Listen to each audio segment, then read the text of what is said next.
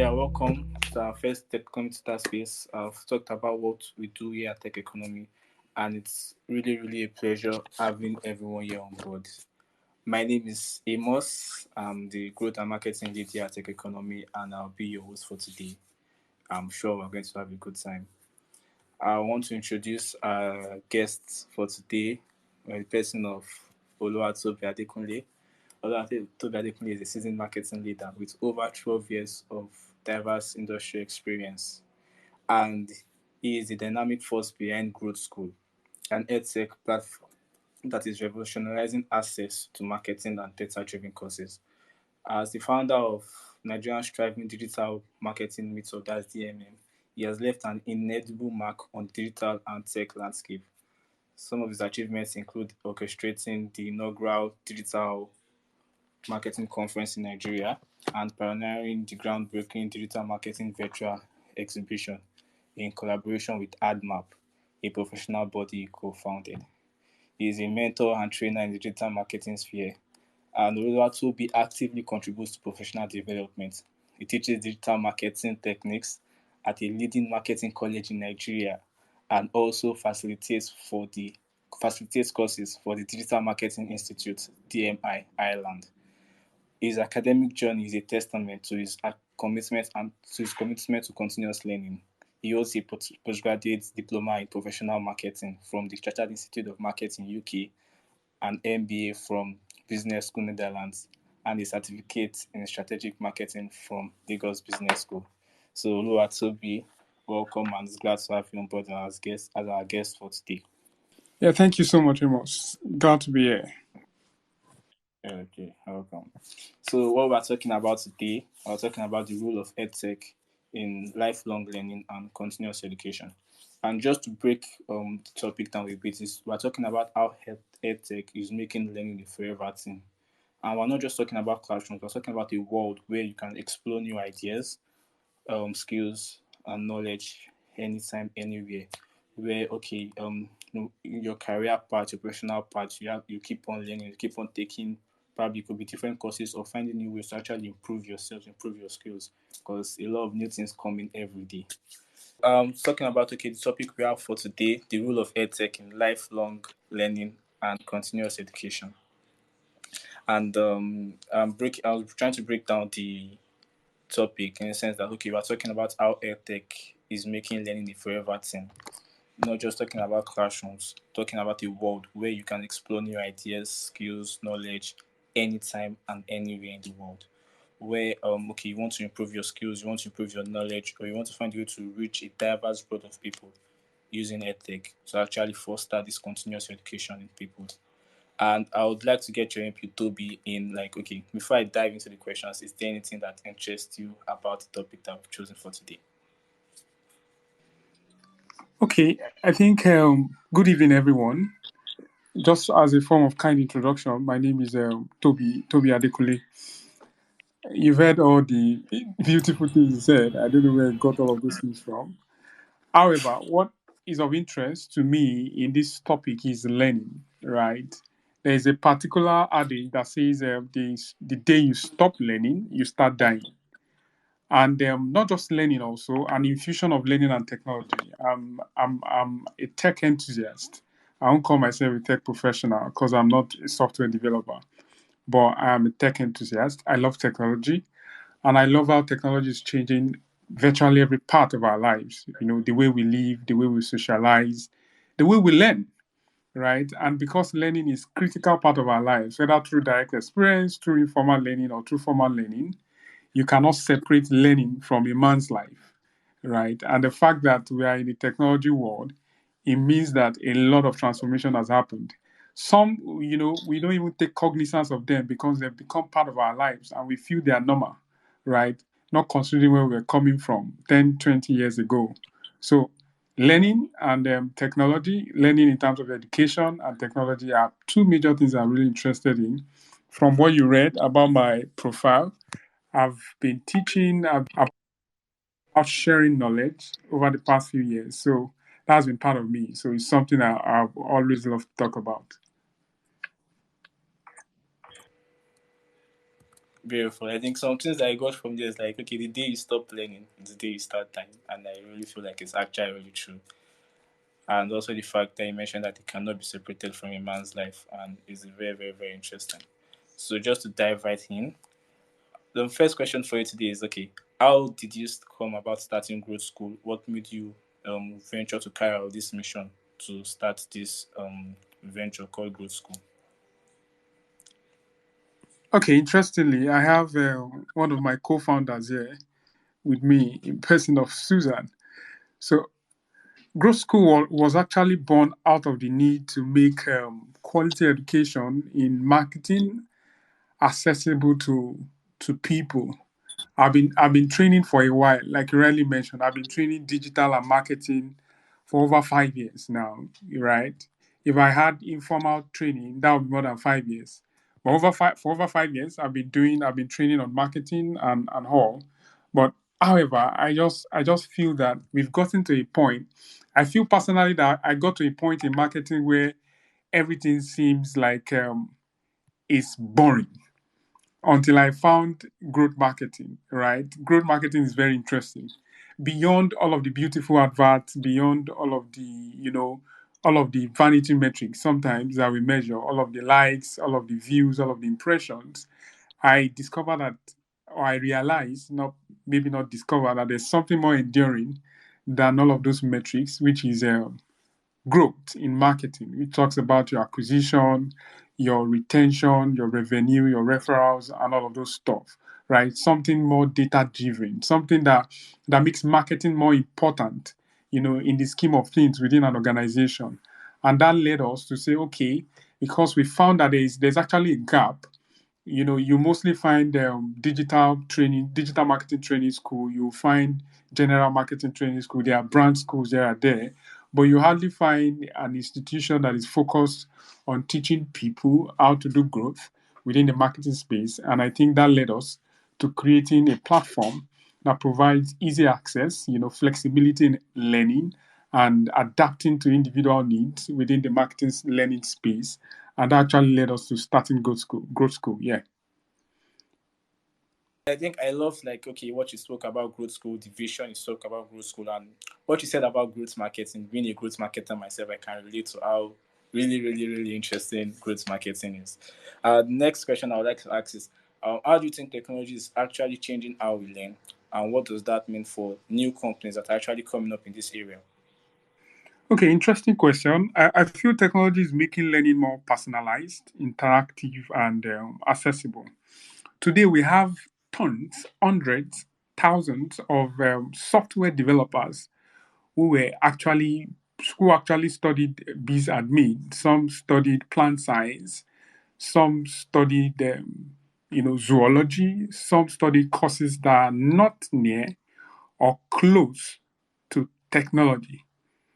So today I have a front end developer working on a project for me. And this particular young lady should be between the ages of 23 to 25, if I'm right, didn't study anything technology related. But today, she is a front end developer. I also have a product designer who in the university, she just graduated. She's even in, I love the way people are learning and growing these days, especially young ladies. She's a product designer. She also worked on designing the product. She never studied anything that has to do with technology in the university. She's currently serving, right?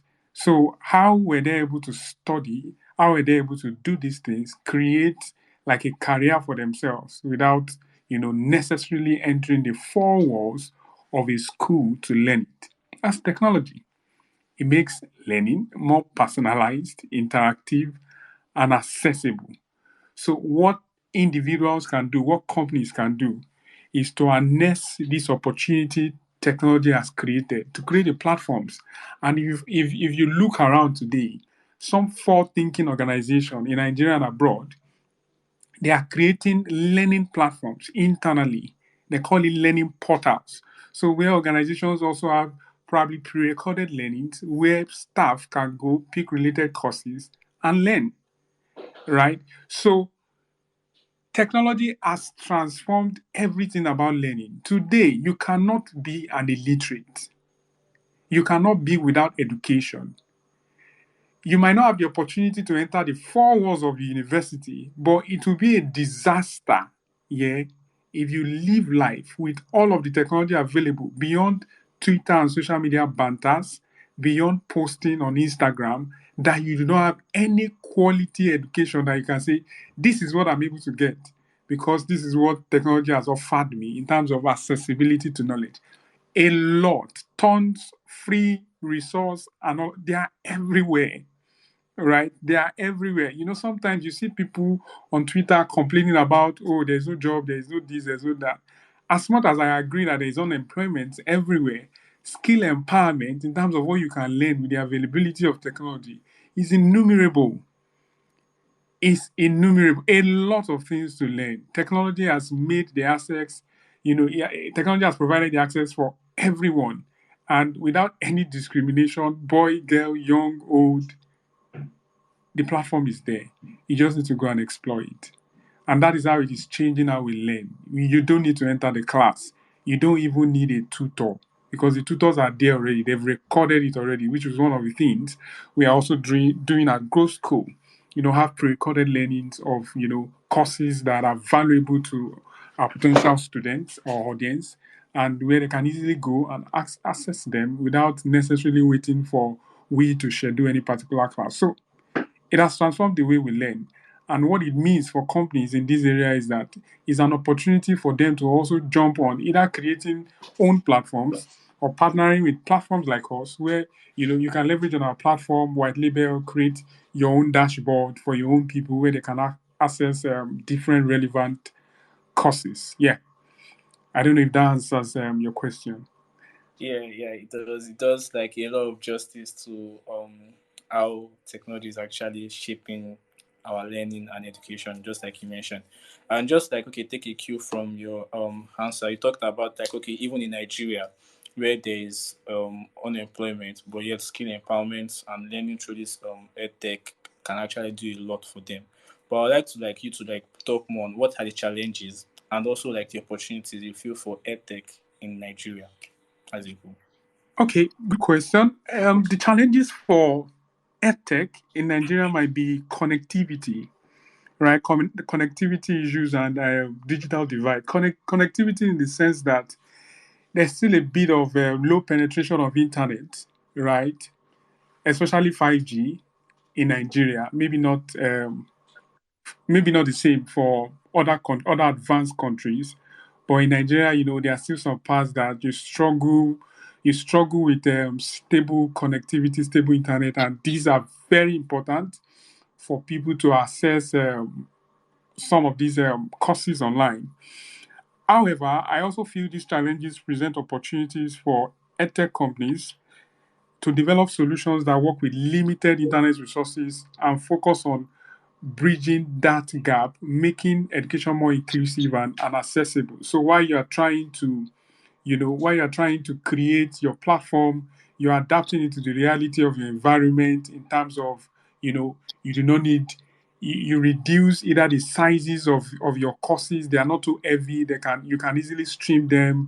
They are hosted on platforms where they can easily be accessed through low internet or via low internet, right? Rather than requiring heavy connection to be able to access them. So these are some of the challenges that people are currently facing, and I think there's also a challenge of awareness, right? There's also a challenge of awareness in terms you'll be shocked that some people do not know that there are platforms they can go on and learn without paying a dime, right? So sometimes maybe awareness, maybe people need to know, maybe these platforms there, or people need to research, or these platforms themselves need to do some sort of publicity to make these platforms known to people so that they can easily access them. Yeah, that's what I would say about some of the challenges currently being faced, which I also feel is an opportunity for them to create some USP by creating the platforms that users can easily access with low level internet service.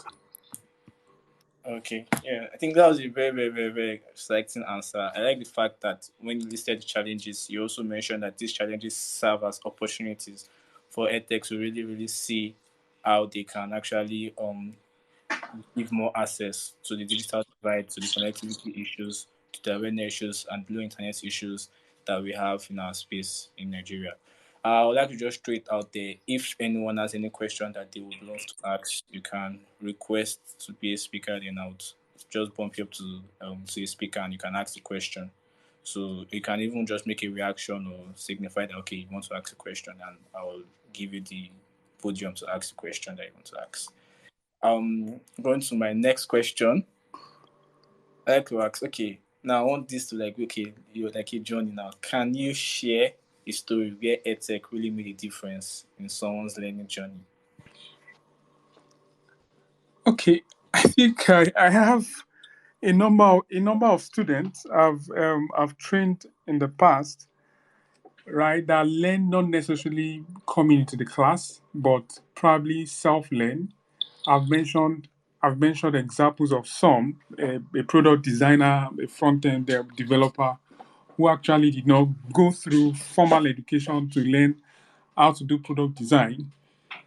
I was having a conversation with one of them, and This space was downloaded via spacesdown.com. Visit to download your spaces today. she told me how she started during I think during school break in the university, and she started watching YouTube videos, right? And from YouTube videos, she started looking out for platforms that offer some of these training, and she registered from there. She got to training.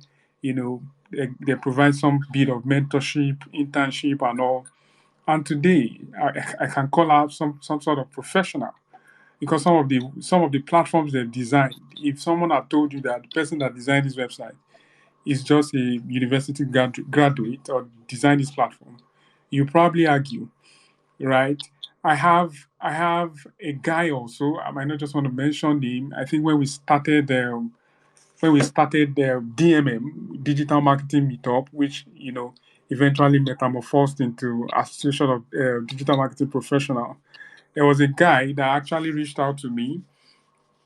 I think he was a rookie, he just finished university, trying to look for opportunities, and reached out to me to say, "Oh, hi, Toby.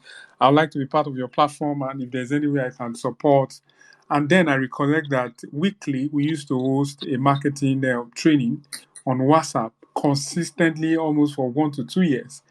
Every week there was a class, then. And that was where he learned gradually, began to grow without necessarily meeting the people who, one way or the other, he might not have the opportunity to pay for their classes if they were to host a paid class, right?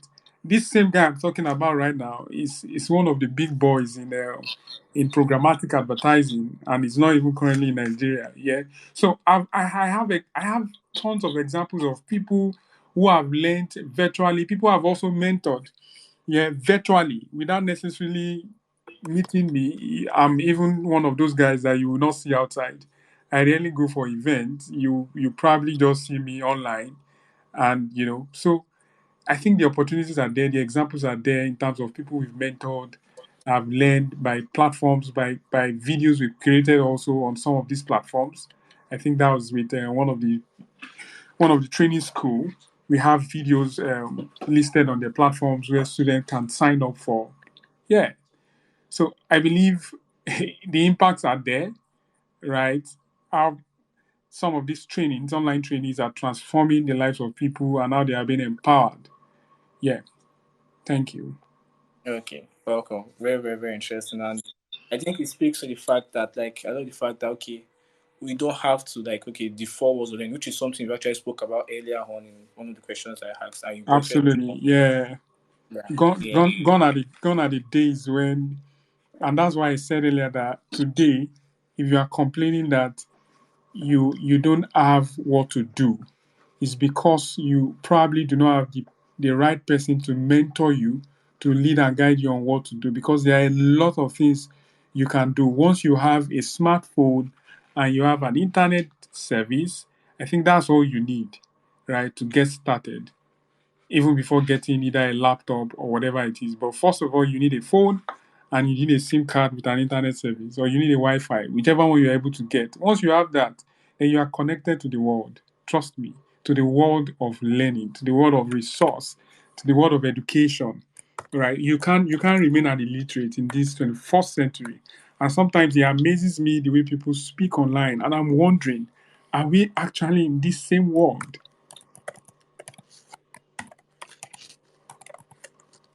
Amos, thank you. Yeah, no problem. Yeah, I understand. Yeah. Okay. The next question I'll have for you now. Okay. Now, for those that probably want to start their own edtech companies, what advice would you have for them? Are there any lessons that you've learned in the journey of starting Growthskool that you could pass on to them that they could start their own edtech company?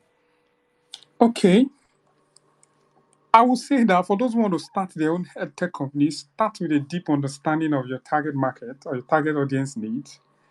Being a marketing professional myself, you don't start anything without understanding the need. Like I mentioned earlier, when we started Growthskool, it was out of the need to bridge the knowledge gap, right, in learning growth marketing, and that is why we are not a marketing school or a marketing platform. We're a growth marketing platform, right? So you need to understand what problems your audience are facing, the people you want to teach, the people you want to provide these learning services to or training services, what are the challenges they are facing.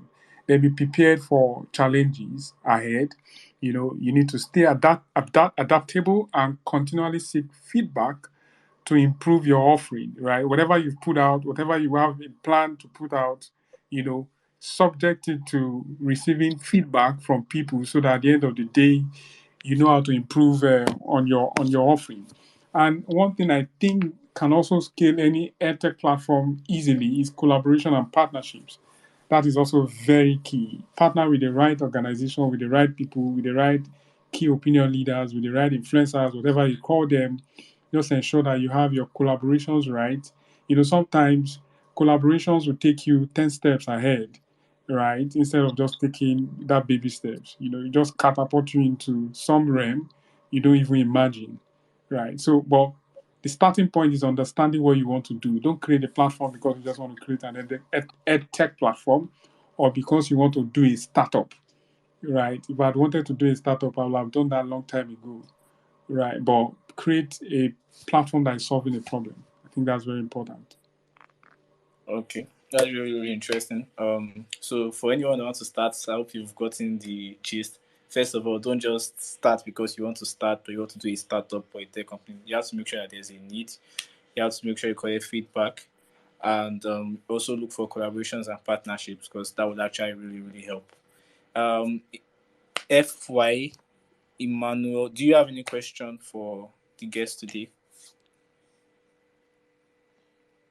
Okay, if you have any question, you can unmute yourself and go ahead. Okay. Thank you so much, Mr. Toby. This has been very, very, impactful. So yes, I've really learned a lot from what you shared, and I have, I think my question is sort of like a two-in-one question. So I heard you talked about inclusivity, which is very important, because I also had that question penned down before you touched on it. So you talked about how people with internet without people in locations without internet connectivity, how they can also be sorted for, and all of those, all of that. So yeah, the question I have again is when we talk about edtech, and then with the whole inclusivity thing. So how do we sort of like cater for people who um, maybe their mode of learning is maybe like a people to people base. So what I'm trying to say is, oh yeah, it's remote, so you don't have to be like in the four walls of a classroom to like get to learn. So you can be anywhere in the world just with your laptop, with your device, and then you connect to a tutor or whatever, and then you get your lesson. So like some persons, they need to be motivated. Some persons, they need to be cajoled. Some persons, they need what's it called now, like sort of a competitive environment to sort of like learn, and just that extra push. And also some other persons, their mode of assimilation is different. So they want that interactive, what's it called, kind of communication style that creates an atmosphere where they are maybe motivated or something. Just so, how do we like include this also? How is EdTech catering for these people so that they are also like not left out and then they could also be included? That's my question. Thank you so much, Jerry. And that's a very smart, intelligent question you asked, right? And I'll go back to basis of what EdTech is all about. EdTech is simply education technology, and it's simply just introducing technology or ICT, if you want to use it like that, tools into the classroom to create more engaging, inclusive, and individualized learning experiences. From what you said, I like the word inclusivity, right? And I like when you mentioned that there are some people they want to be part of a learning group, and that's the way they learn. And guess what? The word edtech makes provision for such people. I remember clearly in 2020, where during the lockdown, one of the banks in Nigeria reached out to a particular training platform, right, for training some of their staff, sales team, how to adopt and use digital technology tools, then more like a digital selling training or digital sales training. And that particular agency reached out to me and a colleague of mine to run a training for them. And when you mentioned some people learn collaboratively when they are learning with others, that particular example came top into my head because it was during lockdown. And at times we have about 200 people. Sometimes we did that training for almost throughout 2020, spilled into 2021, and it was for me personally, it was one of the most memorable training experience I've had in terms of teaching people, right? Because it was easy. It was difficult at some point to get how people are reacting to what you are teaching them. But I think 2 weeks into the training, I told my colleagues, I told them that we really need to devise a way to get people engaged. Otherwise, this training might be an exercise in futility. We need to get them into it, right? We need to make them feel part of it. And guess what? What did we do? Because, like I said earlier, you need to understand your audience, the people you are training, the people you want to reach out to. Then you're able to design or devise a strategy that helps meet the needs of these people. These people want to learn. They want to feel like they're in a classroom. But yeah, it's a lockdown, so you can't feel like in a classroom. So how do we make it more classroom-like, right? So what we do is we talk to them, we engage them, we ask them questions, we ask for reaction. What do you think? Use any of the emoji. How did you feel? Give us a star. We want you to speak. We'll tell you unmute yourself and speak. Ask questions. We ask for introduction at the beginning. People introducing themselves. That might take time sometimes. Where you make people feel like they know each other in that particular classroom.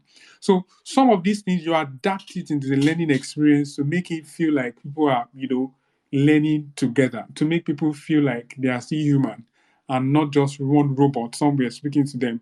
Enabling your camera also as a tutor sometimes go a long way to help your student because they can see your reaction. Now you can't see me. I'm someone that talks with passion. If I'm talking there, sometimes you feel that how much did they pay this guy that is talking like this? But if I don't enable my camera, you can't see all those expressions. So your ability to show your audience how you feel about what you are teaching them sometimes also go a long way. My partner, my co-founder is here. My Growthskool co-founder is here. I did a recording on a particular course that we wanted to upload on our platform. And after the recording, I went to look at video. I was just laughing at myself. That guy, what is happening? Take it easy now. Eh?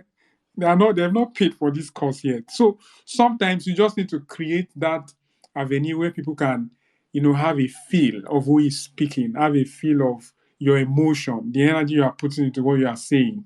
Right? And sometimes pre-recorded video also probably do these things. But what you won't get is live interaction and engagement into responses as to the people who you are teaching, how they are responding or what they feel about what you are taking. Sometimes people have questions. For pre-recorded, you can't be asking questions, right? Whatever question you have is in your head. But when it is live, a live virtual session, people can ask questions, you can respond to it, can tell them to enable their camera so that you can also see who is speaking and engage people based on who they are. So I think EdTech provide platform for a virtual experience and a massive experience that still feel like people are in the four walls of classroom. But sometimes in Nigeria, internet service is a limitation where everybody's enabling camera, then things begin to lag. Then you have problem. You now start telling people, yeah, switch off your camera, switch off your camera. Well, it's fine. I believe one day we'll get to that point where we have a stable internet service. But Jerry, I don't know if that answers your question. Absolutely, 100%. Thank you, sir. All right, thank you. Okay. Thank you very much, Jerry, for that really intelligent question. And thank you, Toby, for doing justice to the question. I have another question for you here. And how do you see the collaboration between these traditional educational institutions and these edtech companies evolving? Do you see a form of partnership that might come up between them? What are the potential benefits of them working with edtech companies, and what's the good part about it? Sadly, right, and I start with the word sadly, is because we are still very, very much behind. Traditional institutions, our universities, are still very much behind in adopting or adapting to the reality of technology, the role of technology in education, right? Going back to basics, if you check the curriculum, you will understand what I'm saying clearly. But let's not even deep dive into the curriculum. Let's deep dive into the adoption of technology in learning. A lot of our schools, a lot of our traditional institutions are struggling. And something they do not also understand is partnership, right? We have a lot of Nigerians trooping abroad, to come and do masters. I have experience in terms of what that means. It might not be a direct experience, but I know what it means. Let me tell you the truth. Some of these classes, you can see I'm reducing my voice. Some of these classes, they are done virtually, right? They are done virtually. So you see students leave Nigeria as a country, take plane to Nigeria, to UK or to Canada, wherever, to US, to go and study. And out of 5 days in a week, they are probably going to class just one day, and they are doing one day virtually, remotely, online. That's what is happening in developed countries, right? But you now wonder, our own universities, what's exactly the problem? And that is because most of these institutions also do not understand collaboration and partnership. They don't understand what it means. They are too theoretical. They are too backward. And I'm saying this without any iota of remorse. We are backward. Our educational institutions are very backward in terms of how they deliver, their courses, in terms of how they deliver training. Some of these schools abroad, they do virtual for our guys are spending a lot of money to come here to come and learn, right? So why can't we also, on our own, start importing the brains we have to other countries where, OAU, for instance, Unilab, for instance, they also offer virtual classes. Probably you just need to enter the class probably 2 days in a week or just one day in a week. And the other classes are more of hybrid, right? And sometimes they don't need to do these things by themselves. Partnering with platforms like ULesson, for instance, that have created that ecosystem, that have created that environment. What's stopping you from saying, "Oh, come and white label for us so that we can do this thing"? What's stopping some of these traditional institutions having studios within their schools where lecturers can go in and record sessions, or where lecturer can, even if you don't want to record sessions, like I said, you want to make it feel like a proper classroom, share a YouTube, a Zoom link, and have a proper class virtually, where students don't have to go through the rigor of transportation to come and attend a 45 minutes class. And at the end of the day, it's only shout, shout, shout, shout, shout. My personal experience about Nigerian university is not a good one. So I think some of my expression might be born out of, of that poor perception. So it might not be the same for everybody. But I went to school I finished university about 2009. So that's quite a while, right? So it's not really a good one. I don't know what the system is right now, but I doubt if I've seen a lot of collaboration happening. However, what I believe is the moment we start seeing value in what technology is offering the educational sector, I don't know if they are seeing it currently, that it can actually make life easy. But you also know that sometimes because of our system, some people do not want some things to work. So you can't also categorically say that they don't want to do these things or they don't have the capacity or wherewithal to do it. They might have it, but they don't just want to do it because they are used to the old system or because they are gaining from the archaic system and they want it to continue. So, synergistic, all of this English you used to ask this question, right? What I'm seeing is it will take some intervention for this relationship to begin to evolve, right? For these partnerships to begin to happen. Private universities might be far way ahead, but our government, all these federal state universities, I really doubt, and I doubt if they are forward thinking in terms of how to adopt technology in delivering some of these courses. Yeah, that's my opinion. I might be wrong, right? But that's my personal opinion, also based on experiences and poor perception. I use the word poor because that is what it is of what our traditional institutions look like. Okay, that's interesting. I follow up to that because like you said a lot, and I feel like yeah, it's actually the situation we find ourselves in. But I'd like to ask, like, okay, let's assume, okay, let's remove all the bureaucracy. Let's say, like, okay, Nigeria now is ready to start embracing this. The people that would probably be stopping things like this are now willing to allow the universities to start embracing edtechs. I know you talked about like partnerships and you talked about you lesson, but I'd like you to brush more on that. Like, probably, how do you think, like, let's say all these issues that we have in terms of people not allowing the progress, or in terms of them always like come for classes, transport, everything. Let's say they want to now start embracing head tech. What few things or what few steps do you think that they can take to start getting to that level?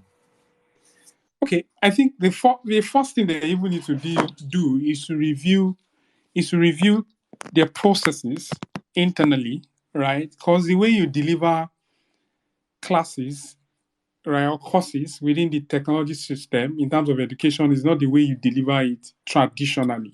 So first of all, that needs to change, right? Then secondly, once that has been reviewed, secondly is for them to start looking at possible partnerships.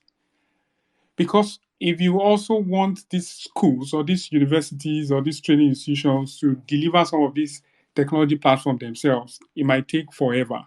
So one thing you also want to do is what are the quick wins for these traditional institutions in terms of who are the people, who are the platforms they can partner with. For instance, you want to deliver some courses on design, on software development, but I even doubt if our university curriculum is currently aligned with the reality of software or computer science. Yeah, but that's another story for another day. You can partner with different platforms. Different. I mentioned ULesson for an example. There is also Alt School, right? And for marketing, there is also Growth School. So if you want to deliver some dedicated, some targeted courses, and you really do not have the platform to do this, why not partner with some of these guys that can probably deliver some type of courses that align with your curriculum. So you can just tell your student, or it might even be what you yourself have done because you've partnered with these platforms. It might be a course you've delivered on these platforms by yourself. Another thing is white labeling, right? There's no harm in white labeling some of these platforms and customize it for your institution so that on your own you can deliver some of these courses. So all of these things will help deliver some, integrated or enhanced learning experience. Students, have opportunities to go back to go and learn and relearn or re-listen to some of the trainings, some of the courses that have been delivered. And I believe you will see an improvement in education eventually, because it is no longer a one-off where once you miss the class or the lecturer did not allow you to enter the class, that is all. It means that now you can go back once you have an access, go and listen to what is being taught and, digest it properly and prepare for exams ahead. Yeah. So it's going to be a great opportunity if there's willingness and openness from these traditional institutions. Oh, yeah, wow, that's yeah, really, really, really good. And personally, I'm hopeful. I'm being optimistic that yes, Nigeria will get there, and these traditional institutions would learn to actually incorporate some of these things. I'm hopeful too. Yeah, I hope others that are listening to are also hopeful. Let's get there. So people will be flocking in to also come and do masters instead of people flocking out. Exactly. Yeah. So I think that's the bulk of the questions I have for you. I have casual questions that I would like to ask you, like just three casual soft questions just to ask you. Maybe people would like really want to know this interesting thing about you. But before I dive into that, is there any concluding thing you would like to say on what we've spoken about? And is there anyone in the audience that still has a question to ask? You can just request to be a speaker and I'll let you ask. Toby, over to you. Do you have any other thing you want to add? Okay, what I would just love to add is for those who are listening to my voice, one thing I would tell you is that it might sound like aspire to perspire kind of thing, but trust me, it is not. It is what I've personally experienced, right? Learning is continuous. Please don't stop learning. Don't stop. Whatever your profession is, whatever you do currently, don't ever feel at any time that you have gotten to your vantage point where you are the master of all. The way life and technology is evolving, new things are happening across all of the spectrum of profession, whatever it is you are doing, agriculture, healthcare, education, whatever your profession is, banking, financial services, things keep evolving. So you can't stop learning. And there is no excuse for failure. You can't say you don't know this thing because you don't have information. That would be a blatant lie. Because information is everywhere. Whatever it is you want to learn, today you can wake up and say you want to switch career to product management. Trust me, it's possible in 3 months. I can beat my chest that if you decide that today you want to change your career to product management, to project management, to marketing, to digital marketing, to growth marketing, performance marketing, to designer, software developer, product design, whatever it is, UI, UX writer, copywriter, you can decide it in 3 months.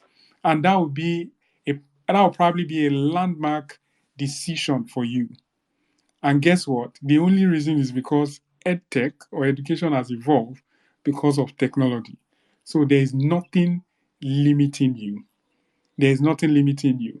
I remember during, that was last year, 2022, I did one of the craziest thing anyone could do. And I'll share it with you. So in 2021, I started an MBA, right? And while I was doing the MBA, I was also lecturing at a business school back in Nigeria. I was lecturing in a business school, and I used to have an average of 15 students to review their assignment, to take them classes. I take them classes and I review their assignment. Sometimes when I have a lot of students, I have up to 27 students at a time, and we have like 2 cohorts in 1 year. So in 2020, I started MBA in 2021, I can't even remember, or 2021. But last year, or was it 2021? I can't remember, between 2021 and 2022. So there was a particular time I now decided to also take a training. I was doing an MBA, and that MBA was one of the rigorous training adventure or learning adventure I've ever entered. Not even my university is near. University where you spend 4 years is not near the learning experience. It was a very difficult one. It was a very tedious one. Now, at the end of the day, it was just about 4 of us that graduated within our sets, but that's a story for another day. I just want to encourage you. That's why I'm saying this, not because of anything. And so in 2021, I started an MBA. I was still, teaching people and all. And there was a particular course in CIM, Chartered Institute of Marketing, which is like the highest level you would do, which is level 7. And I told myself that, okay, Toby, do you know you can do this CIM level 7? Level 7 is a postgraduate diploma. It's more like doing a mini master's in marketing. Remember, I was currently doing an MBA, and I told myself I would do this thing. It's one of the craziest things I've tried, because when I started, I felt like I took a wrong decision, right? But I did it out of the curiosity of, let me see how it's going to feel like. I want to choke myself. Let me see the extent to which I can stretch my capacity in learning. That is exactly what I did. I was training people. I need to study to train them. I was doing an MBA that is very, very difficult. I now said I wanted to do CIM. For people who have done CIM that are in this room, they understand what I'm trying to say. It is not a child's play. You do a 9 months course and you spend about 700K then, but maybe now it will be more. So you know that you can't afford to fail, right? 9 months and you're spending that amount of money. But what I did was to tell myself that I want to go beyond my limit. I want to see how far I can learn. I want to see if I can cope. And guess what? I coped and I passed to the glory of God, right? It is not by my strength anyway. For me, there's always a God factor. God has given me the grace, and the opportunity to adapt, right? But what I'm trying to say is don't limit yourself. Don't say it is too much. You cannot learn it. No, there is nothing you cannot learn. If you want to start software development today, if you start learning it today, you can achieve it. You just need to set your mind on it. This is not some form of motivation. It is what I have done. It is what I have seen happen. There are tons of platforms and tools and technology, whatever name you want to call them, that you can access free courses and begin to learn. If you want to change your career path, now is the time. Start accessing some of these technology platforms. And also Growthskool, www.growthskool.co.uk. It's there for you. We also have some free masterclasses we've done if you're interested in marketing. Thank you, Amos. I don't know if that was well said. It was well said. Very, very, very excellent. Yeah, really, really. I think you even covered some of the questions I wanted to ask you, because one of the things I wanted to ask was if you could share a quick and practical tip for people that want to aspire to be marketers or entrepreneurs. But I feel like a lot of the things you've said would actually go a lot to helping people, because they would learn when they take the risk to actually like learn more, to just take that bold like you did. Like, and what you did was really amazing. Really, really amazing, I will say. I think Actually, I don't advise people to do it though. Sometimes you also don't want to risk beyond your capacity. yes. You want to be risk averse, yeah. Okay, let me just ask a casual question. So, with the advent of AI now, there are a lot of AI tools everywhere.